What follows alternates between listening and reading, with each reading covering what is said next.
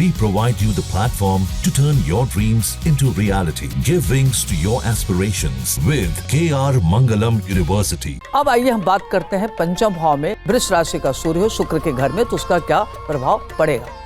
पंचम भाव कहते हैं, एक तो इसको कहते हैं विद्या का भाव, बुद्धि का भाव, इंट्यूशन का भाव, प्रारब्ध भाव बोलते हैं। इससे देखते हैं कि व्यक्ति की शिक्षा क्या होगी, देखते हैं कि व्यक्ति का पूर्व जन्म क्या था, उसके संस्कार कैसे हैं, उसका पढ़ाई लिखाई किस तरीके से होगा, उसकी सोचने समझने की क्षमता कैसी है, संततियाँ कैसी होंगी, सारी बातें इससे देखा जाता है।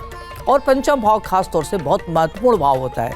जातक की कुंडली में पंचम भाव की भूमिका बहुत महत्वपूर्ण होती है। व्यक्ति का व्यक्तित्व आकर्षक न हो, लेकिन व्यक्ति अगर इंटेलिजेंट है और बुद्धिमान है तो अपने जीवन में काफ़ी उन्नति करने वाला होता है। तो सूर्य पंचम भाव में हो तो व्यक्ति बहुत विद्वान होता है, निष्णात विद्वान होता है। वह किसी भी भाषा का जानकार हो या न हो, लेकिन अगर वह मंच पर खड़ा होता है या अगर उसको कहीं कुछ बोलने का अवसर मिलता है, प्लेटफॉर्म मिलता है, तो व्यक्ति ऐसे बोलता है जैसे लगता है कितना निष्णात विद्वान हो, उस विधा में पारंगत हो, उसको सोचने समझने की क्षमता बहुत अच्छी होती है। प्रतिकूल परिस्थिति में अपने को कैसे आगे बढ़ा जाए उसके अंदर अद्भुत क्षमता होती है। अनुकूल परिस्थिति में तो बहुत ही आगे बढ़ता है, प्रतिकूल परिस्थितियाँ भी उसको संकट नहीं उत्पन्न कर सकते। प्रतिकूल परिस्थिति में और आगे बढ़ते, उसके हौसले और बुलंद हो जाते हैं, उसकी सूझबूझ की क्षमता और अच्छी हो जाती है, उसके हौसले और बुलंद हो जाते हैं। और व्यक्ति को कैसे जीवन यापन किया जाए उसके अंदर लगता है उसको महारत हासिल हो और उसके ऊपर आध्यात्मिक कृपा होती है। अगर व्यक्ति के अंदर घटना दुर्घटना होती है तो बाल बाल बच जाता है। उसकी संततियाँ बहुत अच्छी होती है, संतानें, वह अच्छे संततियों का पिता कहलाता है। संतानें उसकी बहुत अच्छा करती हैं, संतान से उसको बड़ी खुशी मिलती है। प्रेम जीवन में वो सफल व्यक्ति होता है, वह सबका प्रेम पाता है, चाहे माता का प्रेम हो, पत्नी का प्रेम हो, गुरु का प्रेम हो, तो उसका प्रेम और वात्सल्य काफ़ी ज़बरदस्त, उसको सबका सुख मिलता है। चूँकि शुक्र पंचम भाव में लव अफेयर को भी दिखाते हैं, तो सूर्य के साथ अगर राहु बैठ गया तो इनका प्रेम संबंध काफ़ी खराब होता है। कैरियर के दृष्टिकोण से देखा जाए तो उच्च शिक्षा में अच्छे ऊंचे पद पर पहुंचते हैं, राजनीति में ऊंचे पद पर पहुंचते हैं, शासन प्रशासन में सर्वोच्च पद पर पहुंचते हैं, उनका कैरियर बड़ा अच्छा होता है। धन की स्थिति अगर देखी जाए तो धन की स्थिति इनकी बड़ी शानदार होती है, धन की कमी नहीं रहती और संतानें बहुत अच्छा करती। तो मिला जुला करके पंचम भाव का सूर्य वृष राशि में बहुत महत्वपूर्ण फल को देने वाला होता है। अब आइए हम बात करते हैं वृष राशि का षष्ठम भाव में क्या प्रभाव पड़ेगा। छठा भाव कहते हैं रोग और शत्रु का भाव होता है।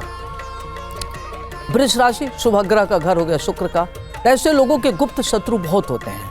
अगर सूर्य वहां बैठे तो ऐसे लोगों के गुप्त शत्रु बहुत होते हैं। शासन प्रशासन के लोग उससे शत्रुता रखते हैं, उससे बड़े बड़े लोग शत्रुता रखते हैं, छोटे मोटे उसके शत्रु नहीं होते। शत्रुओं के बीच वो प्रभावी होता है, जितने शत्रु उसके बढ़ते उतनी मजबूत होता है। जब भी प्रतिकूल परिस्थिति तो और मजबूत होता है, तो उसके शत्रु बढ़ते उसको मजबूत करने के लिए। और ऐसे लोग अपने मेहनत के बल पर काफ़ी आगे बढ़ते हैं। इनको खास तौर से हृदय रोग, हड्डी का रोग, नेत्र रोग, ईचिंग, इस तरह की प्रॉब्लम उनको होती है। और इस तरह के लोग स्वास्थ्य को लेकर के थोड़ा सा इनको चिंता होती है। जैसे मौसम परिवर्तन होता है, इनको सर्दी जुकाम एलर्जी की प्रॉब्लम हो जाती है, श्वास की प्रॉब्लम होते देखा गया है। तो इस तरह की इनको दिक्कतें होती है। छठे भाव में सूर्य वृष राशि का शत्रुहंता योग बनाता है। वो अपने शत्रुओं के बीच में रह के दहाड़ता है, शत्रु उसका कुछ कर नहीं सकता और शत्रु से भी धन अर्जित करने वाला होता है। शत्रुओं के बीच में रहते हुए भी जैसे शेर जंगल में रह करके पूरे जंगल पर राज करता है, वैसे सूर्य के घर में अगर शुक्र के घर में सूर्य छठे भाव में हो तो व्यक्ति शत्रुओं के बीच में रह करके भी शत्रु पर राज करने वाला होता है। अब आइए हम बात करते हैं सप्तम भाव के सूर्य का क्या प्रभाव पड़ेगा। तो वृष राशि सप्तम भाव में खास तौर से पत्नी का घर होता है, पार्टनर का घर होता है। ऐसे लोग का अगर पार्टनर से संबंध में अगर कोई भी व्यापार करते हैं तो उनका व्यापारिक स्थिति जो इनके पार्टनर होते हैं उनको धोखा दे देते हैं, पार्टनर उनके साथ छल करते हैं, खास तौर से उनको लिटिगेशन इत्यादि का सामना करना पड़ता है। इनको चूंकि शुक्र के घर में सूर्य है तो पत्नी का सुख मिलता है, पत्नी का प्यार मिलता है, पत्नी इनकी बहुत ही डेडिकेटेड होती है और शादी के बाद इनका आगे बढ़ते हैं। लेकिन पति या पत्नी में आपस में वैचारिक रूप से मतभेद रहता है, लेकिन दोनों में मेंटल वेवलेंथ बहुत अच्छा होता है। दोनों एक प्लेटफॉर्म पर सोचते, एक तरीके से सोचते, दोनों एक दूसरे के रेसिप्रोकल होते हैं। तो देखा जाता सप्तम भाव के सूर्य की अहम भूमिका होती है और ऐसे लोग काफ़ी आगे बढ़ते हैं।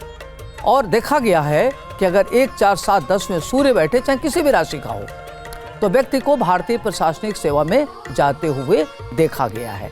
तो सप्तम भाव में सूर्य, व्यक्ति अगर सिविल सर्विस का देता है तो उसमें उसका चयन होता है।